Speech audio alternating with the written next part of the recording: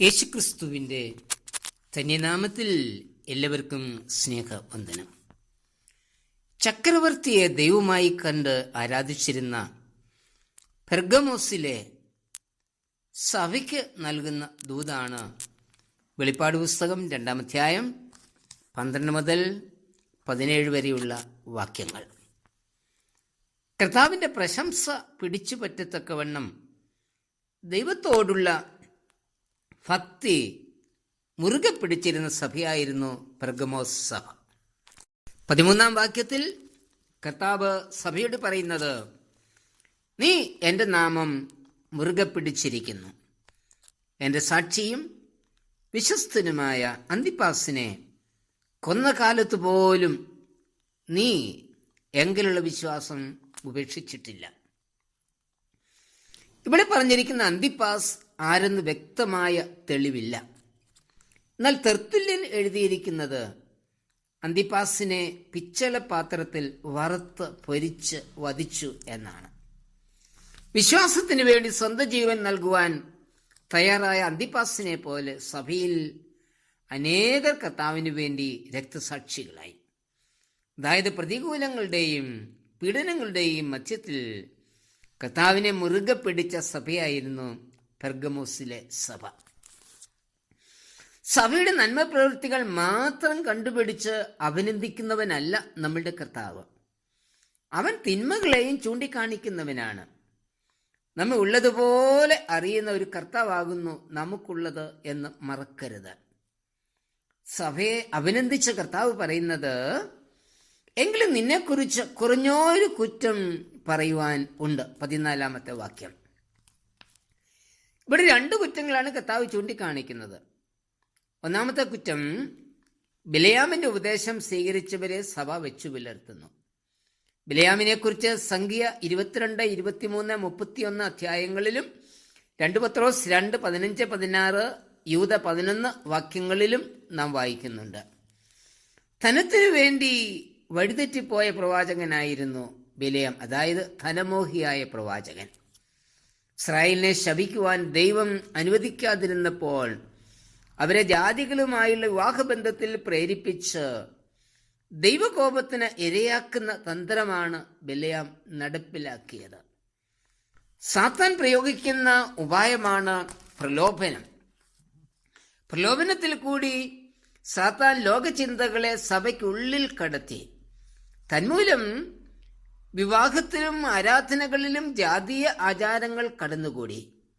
വിഗ്രഹാർപ്പിതം തിന്നുന്നത് കൊണ്ട് യാതൊരു കുഴപ്പവും ഇല്ല എന്നുള്ള ചിന്ത വിശ്വാസികളിൽ ഉളവാക്കി.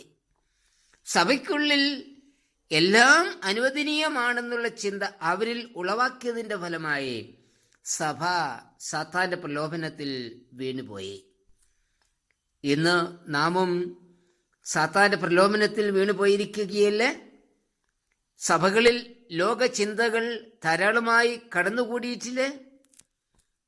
ഇന്ന് സഭ ബിലയാമിനെ പോലെ ധനമോഹിയായി തീർന്നിട്ടില്ലേ?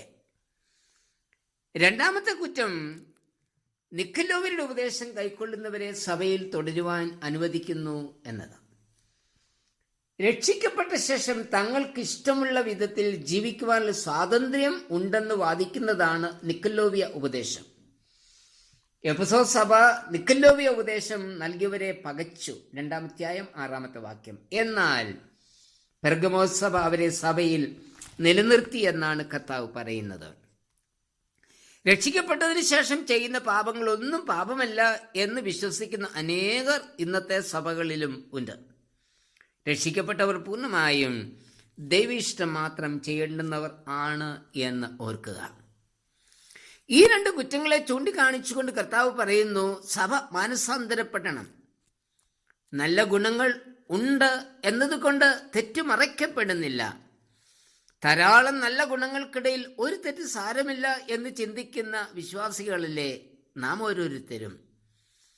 ഹൃദയങ്ങളെ ശോധന ചെയ്യുന്ന കർത്താവിൻ്റെ മുൻപിൽ നമുക്കൊന്നും മറച്ചു വെപ്പാൻ സാധിക്കില്ല.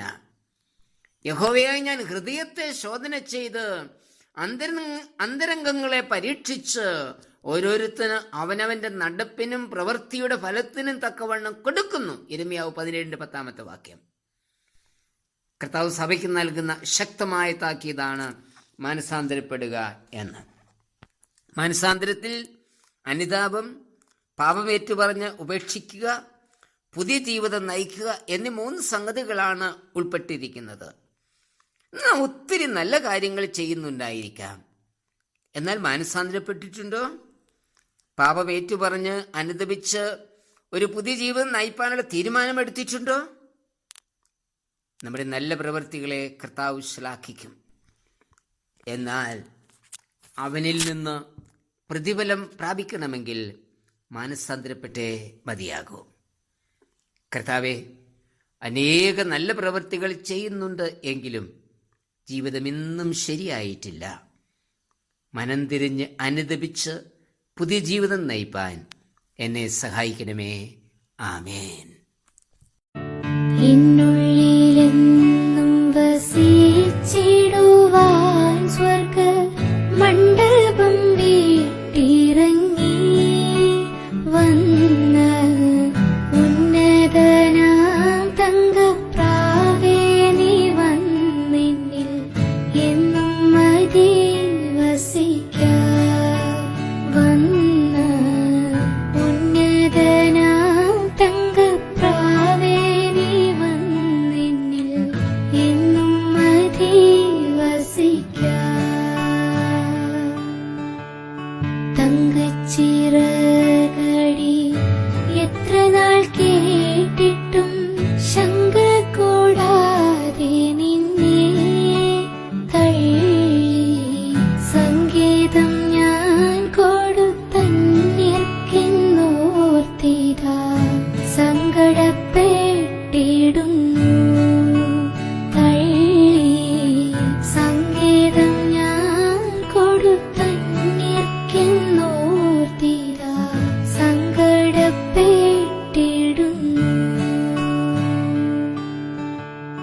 കർത്തനെ എത്ര അനുഗ്രഹങ്ങളെയോ നഷ്ടമാക്കി വിധം.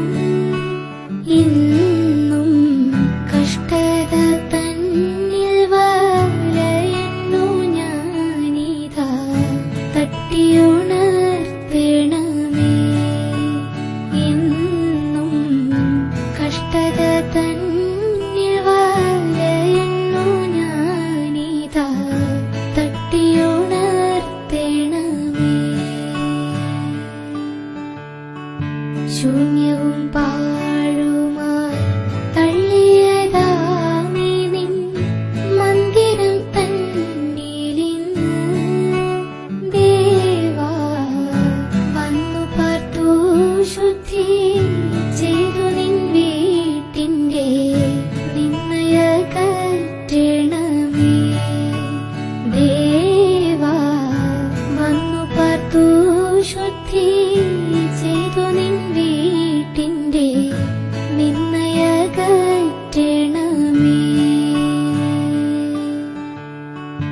ജീവിതമെന്നും ശരിയായിട്ടില്ലയോ, ജീവിപ്പിക്കും കർത്തനെ.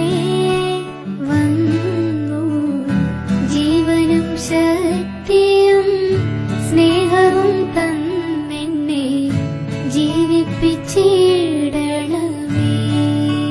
വന്നു ജീവനും ശക്തിയും സ്നേഹവും തന്നെന്നെ ജീവിപ്പിച്ചിടണമേ.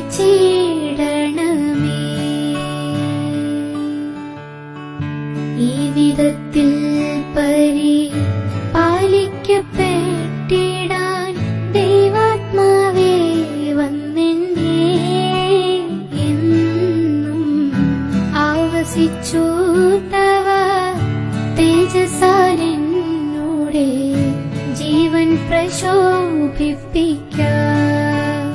എന്നും ആവസിച്ചു തവ തേജസാലെന്നൂടെ ജീവൻ പ്രശോഭിപ്പിക്കാം. എന്നു